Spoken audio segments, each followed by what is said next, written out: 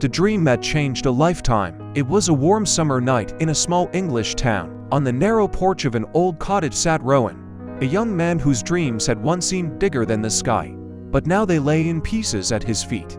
Rowan was 27, but he felt older, worn out by mistakes and disappointments. Years ago, he had launched a small woodworking business with bright ideas and borrowed money, hoping to create a brand that would make his parents proud. But things went wrong. A series of bad choices, partners who turned their backs, and a mountain of unpaid debts. The shame of seeing his mother's worried eyes every morning hurt more than any bill ever could. That evening, he sat on the creaky bench, staring at the stars. In his hand was a small notebook filled with scribbled regrets and half-finished plans. As sleep tugged at his eyelids, he whispered to the night, "Where do I even begin? How did I lose my way so badly?" The darkness slowly pulled him under, and then came the dream that would change his life forever. In his dream, Rowan found himself standing in a misty forest. The fog was thick and heavy, like the self-doubt he carried every day. He stumbled forward until he saw an old man in a long pale cloak standing beneath an ancient oak. The man's eyes were kind but sharp, like he could see straight through the lies Rowan told himself. "Rowan," the old man said calmly, "why do you stand here paralyzed by your past?" Rowan's voice cracked.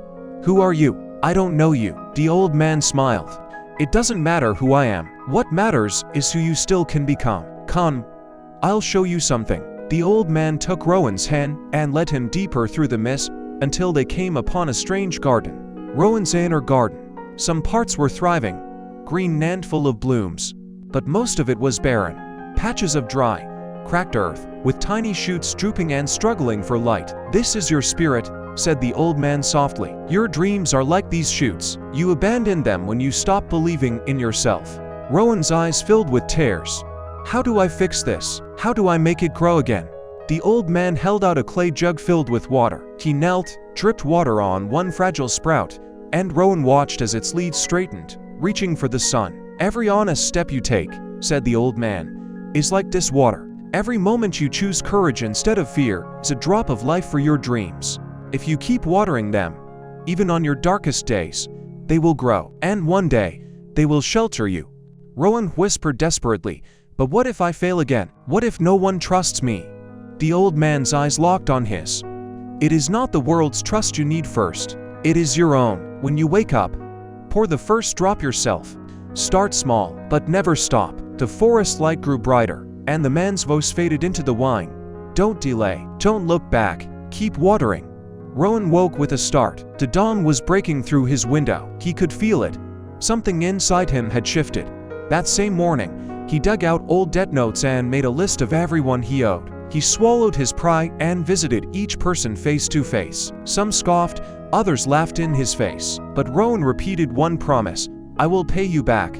I don't know how long it will take, but I will." Then he started working wherever he could, helping on building sites, moving boxes at warehouses, even scrubbing floors. Once, a neighbor offered him work fixing a broken fence. Before, Rowan would have turned up his nose. Now, he saw each job as a precious drop of water for his garden. One day, he met Edric, an older craftsman with a reputation for honesty but no online presence. Rowan had an idea. Together, they could revive Edric's old woodshop by selling handmade pieces online. At first, Edric was skeptical, but when Rowan shared the dream and the old man's words from his sleep, Edric saw something in Rowan's eyes that reminded him of his own youth. They worked side by side, carving spoons and bowls, fixing up reclaimed furniture. Orders were slow to come, but Rowan kept going. Whenever he felt the doubt creeping back in, he'd stand behind the shop, close his eyes, and picture that garden. The dry patches now sprouting shoots. Rowan's path was not without thorns. A few months in, a trusted helper ran off with half their savings. For 2 nights, Rowan sat alone in the workshop, his head in his hands, the old fear whispering, "You see, you're cursed to fail." But then he remembered the old man's words, "When you wake up, don't look back." Rowan took a deep breath, wiped the tears from his cheeks, and went to Edric. "It hurts, but we'll start again. We always will."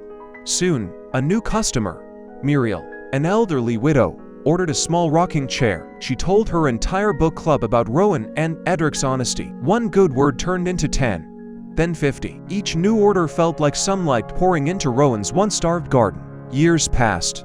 Rowan's debts were paid off, not in one grand gesture, but in hundreds of honest drops.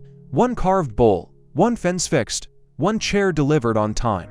The workshop grew into a small studio where he took on young apprentices, kids who, like him once, felt lost and hopeless. To every apprentice, Rowan told the same story of the dream. He reminded them that their inner garden could thrive if they never stopped watering it. With courage, honesty, and small steps, even when no one else believed in them. Sometimes, on clear nights, Rowan returned to that same old bench outside his mother's cottage. He'd look up at the stars and whisper, "Thank you for the dream that saved me." He knew now that the dream was never really about the old man or the misty forest. It was about the seed already planted deep inside him, waiting for him to care enough to make it grow. And grow it did. Every one of us has an inner garden. Neglect it, and your dreams wither. Feed it, and it shelters you for a lifetime. And even when no one else believes in your garden, keep watering it anyway, because sometimes one dream is all it takes to change an entire life.